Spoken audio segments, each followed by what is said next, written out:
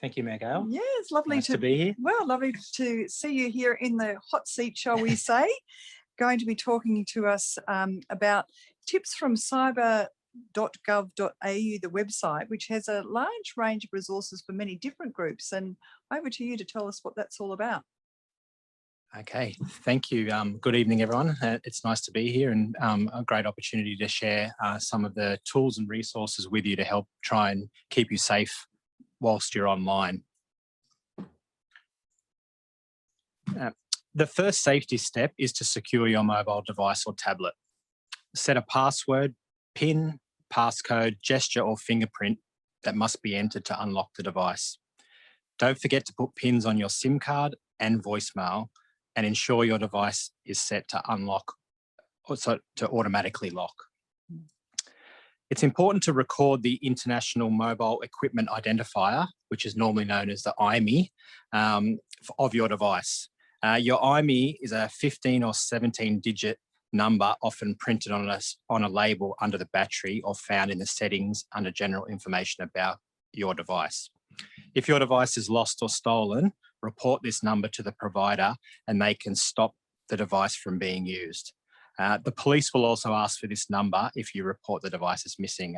It's very similar to the serial number on the back of a TV that most people were quite used to recording for insurance purposes and things like that. Also try to ensure that remote locking and or wiping functions enabled for your device if it supports them, so that if your device is lost or stolen, you can actually wipe it so that the data can't be used. You should also try and install reputable security software that includes antivirus and anti-theft or loss protection. Your device's retailer or service provider can help provide recommendations, and only install applications from official device application store such as the Apple Store or Google Play Store. Try to also use the device's automatic update features to install new application and operating systems as soon as they are available. These updates often include security patches that make your device more secure. Set your device to require a password before applications are installed. This prevents unauthorised modifications to the device. Something similar to what Constable Jenny mentioned earlier, that if you did click one of those links, that might actually install software on your device. So making sure that there's a password that prevents this from happening is one safeguard to stop that. Good tip. Parental controls can also be used for your children's devices to prevent applications from being installed. Leave Bluetooth turned off or in an undiscoverable mode, that is hidden when you're not using it, which will prevent people from connecting to your device via Bluetooth unwantedly. Ensure your device does not automatically connect to new networks without your confirmation, and I'll touch on a little bit more about why and how later. Okay, now that we've secured the device, let's secure the information that's on it. I can't stress how important it is to back up your data on your device regularly, either with a backup application or by manually syncing the device with a computer. Unfortunately, this is a lesson that is often only learnt the first time you lose all of your family photos. And I can definitely attest to not doing this as the IT guy who should always back their stuff up. Sometimes we don't. On my own devices, and I have lost some pretty treasured photos. And like I said, once you do it once, you probably won't do it again. So back up, back up, back up. Don't save passwords or PINs as contacts on your phone. Something that probably a lot of people try to do to try and help remember, but it's not a good idea. Enable device encryption to protect personal data stored on your phone where possible. Encryption encodes the data on your mobile device so that only you can read it. This ensures that data from your phone can't be downloaded and read if it's lost or stolen. And if you are selling your device or recycling it, thoroughly remove all of your data from it, all of your personal details, and you can also install apps that help you wipe the phone before you pass it on to somebody else.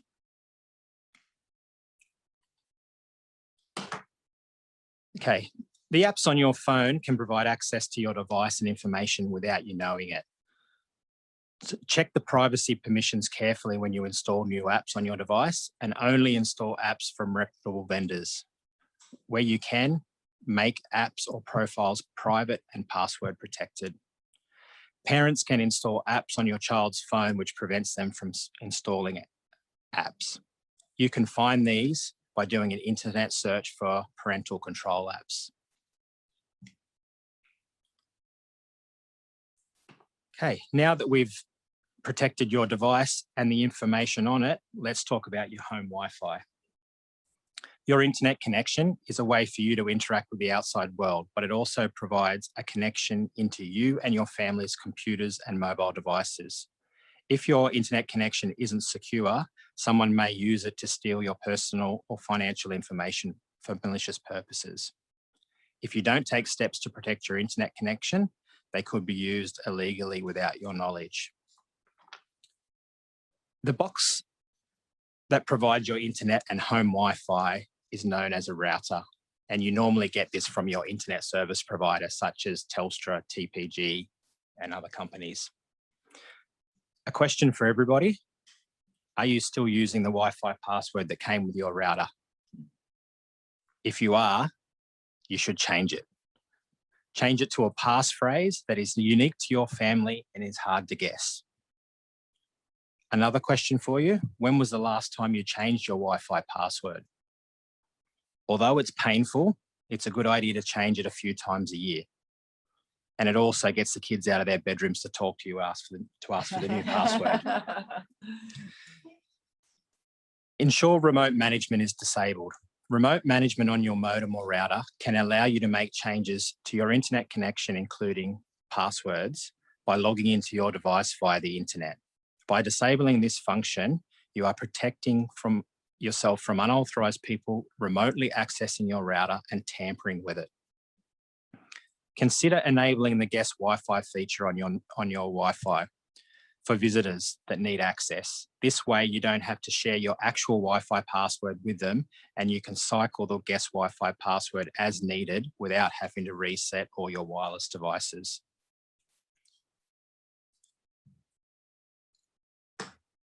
You should ensure that your router has the latest software installed, known as firmware. Just like new software updates for your computer, new firmware for your router will provide improved features and address any security vulnerabilities. To find out which firmware is installed on your router, some have a button you can click to automatically check if a more recent version is available. If not, you can log into the device and check its settings. I'd also suggest that you use your internet service provider to help you with this. Because wireless networks don't need a wire between the computer and the internet connection, it is possible for anyone within range to intercept the signal and collect your data if it's unprotected. This means you need to use the strongest encryption provided by your router. Again, this can be quite difficult, so it's a great idea to give your internet service provider a call and get them to help you set up strong encryption on your router. Once you do it, you don't have to do it again. It's set and forget.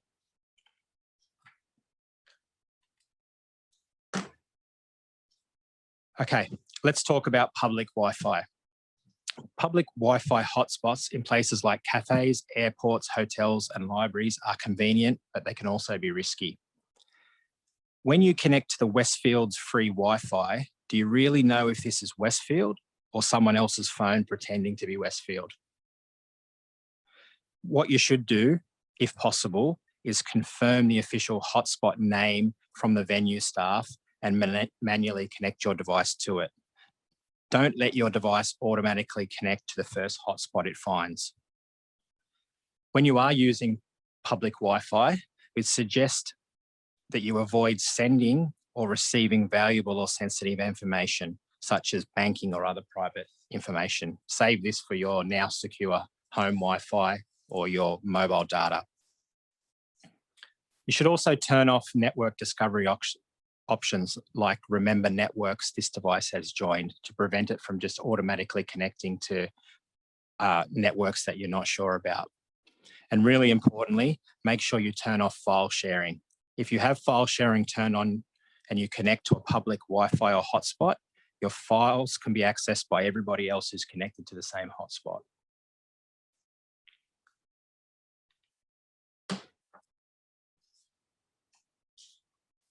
Constable Jenny earlier mentioned that on average, there's 7 devices in a household. If you then start to add in all of the other smart devices, such as Google Home, smart TVs, washing machines, you can get up to about 17 devices on average in our homes. These are very convenient, but they also open up more ways for cyber criminals to enter our homes. So you might want to think about setting up some rules for your house for any device that needs to connect to the internet. One of these rules might be that everybody must use strong and unique passwords. And like I said earlier, remember when you first buy a device, make sure you change the factory password that came with it. You might also consider turning on a second step of protection with what's called two-factor authentication. This is where you're prompted to provide a code that's texted to you, similar to what you would be used to when you use your banking app. You should also secure all of your devices and online accounts. Turn on automatic software updates to ensure your devices are covered by the latest security protection. And like I said earlier, install antivirus software where possible and back up the data. Always download apps from the official store, such as Apple Store or Google Play. And like I said, turn on the automatic updates to make sure that these apps are up to date and don't have security issues with them. You might want to also think about turning off the smart features of devices that you aren't using. So if you do have a smart washing machine, but you never use those functions, don't connect it to the internet and turn off those features. Sorry. When you are searching on your social networks, choose what information you want to share. By default, a lot of these applications share everything. So you really need to be careful and you need to go into the settings and choose which personal information that you'd like to make available. Think about the information that you share, like birthdays, ages, addresses, or your school. It can be used to crack passwords if people are using those kind of details for their passwords, which we don't recommend. And as we talked about earlier, never click on suspicious or unknown links in emails, SMS, or social media messages. Unfortunately, these days, we pretty much treat everything as suspicious until we know otherwise. And when you are on social media or gaming, you might want to think about using nicknames or alternative profile pictures so that you can't be identified. All of the information that's been provided tonight is available at that web address, cyber.gov.au, which is the Australian Cyber Security Centre. There's lots of valuable information, tips, tools to help you stay safe online. And there's some other links that I've put in the presentation as well, which will provide lots more information to help you stay safe. Oh, great information. Thanks, Brad.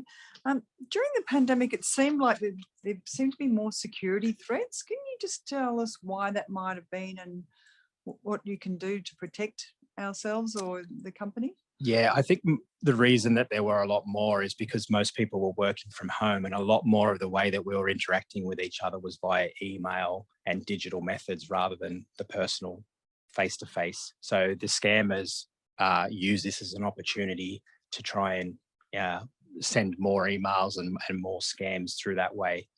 And like I said earlier, for us, we have adopted what we call a zero trust strategy, which is, against sort of human nature, but it's to treat pretty much everything we get as suspicious until we can verify it using some of the methods that Constable Jenny mentioned earlier, where you might actually call someone and ask them, did they send you that email? Or So Deborah mentioned that Willoughby was a target. How did you find out that we were a target for hackers? Some of the attempts are quite poor. So it's pretty easy these days to spot. The language used in the emails is not well constructed. The email addresses, they haven't tried very hard to hide those. So we've had so many attempts that we're quite used to spotting the signs. And what about more sophisticated attempts? Or would that be telling? That'd be telling. Yeah. And you did mention too several times about passwords and the importance about good passwords. Can you give any tips about developing a strong password?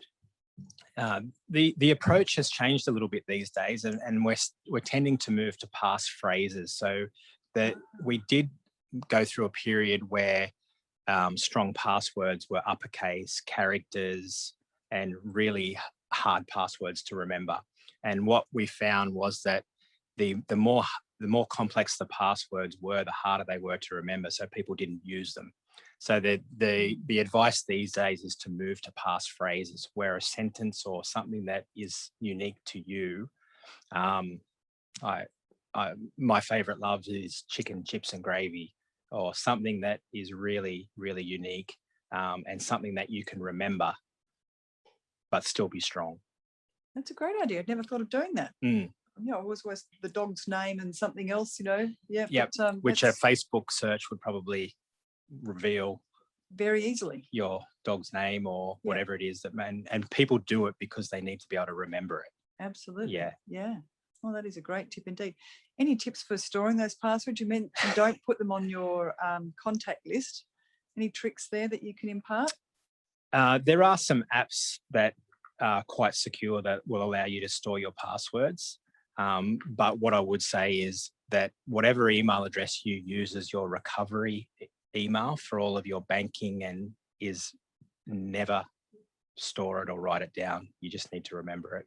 Oh, okay. So sometimes you just have to remember. Sometimes you just have to remember. Yeah. What I mean by that is that if your Gmail account is used for your recovery password, if someone gets hold of that, then they now are in control of resetting all of your passwords for all of your apps and things.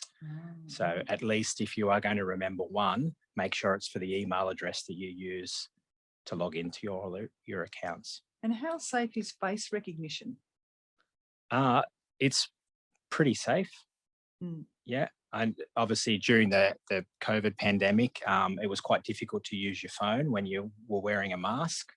So it doesn't take much to upset the phone's recognition to it not let you in, which is a good thing. Yeah. So a combination of facial recognition or gestures or fingerprint is a great way to protect your at least be the first protection for your mobile device. There you go. And we have got a question that's come through, which says, can the business email compromise fraud mentioned in the previous presentation be caused by people using unsecured Wi-Fi? Definitely. So if you are using an unsecured Wi-Fi and you're typing in your password to access your email account, then it is possible that could be intercepted. Right. So what would your top tips be for people keeping themselves safe, do you think? Top tips would be treat everything as suspicious. And use the support that's available to you. So use your internet service provider to help you secure your devices. Use your phone service provider. So go to the Telstra shop, go to the Vodafone shop and get them to help you, or the Apple store. Some of these things can be a little bit challenging, but there's people out there that can actually help you. So don't be afraid to give them a call or go into the store and get them to help you. So how would you find someone to help? In the store? Well, no, in general, like, if I'm there thinking, oh gosh, I've got an issue, I want to just get some help. Are there places that you should look? Do you need to find someone reputable to assist, or how do you source somebody? I guess there's places like Gigs to Us that can help you, but I would start with my actual internet service provider that I purchase my internet from, and get them to give you some help. And also, like I said, if you can help get help from the mobile phone stores as well, can help you. Fantastic. Yeah. And just a personal question, airdrop. I love airdropping photos. Is that a safe way to do an exchange of photographs? it's reasonably safe if you were to just turn it on and turn it off as you need it. So if you're leaving AirDrop turned on all of the time, I guess that provides a bit of a safety risk that, especially if you're connected to an unsecure Wi-Fi network, then people may be able to drop photos to you that you might not want to see, or the reverse. Oh, there you go. Well, Brad, I do want to give a shout out to you and your team. Anything else that you wanted to cover this evening, or No, I think that covers. Given it a pretty good. How about you, Deborah? No, all good. But while you're giving a shout out to the team, I think through COVID, us having to go online as a council and to run so many of our community engagement sessions online, as well as all staff communicating online, was a real testament, I think, to our IT crew. Thank you. Yes, well done. I know, and I know that we've been in the chamber trying to Zoom people in, and there's been people.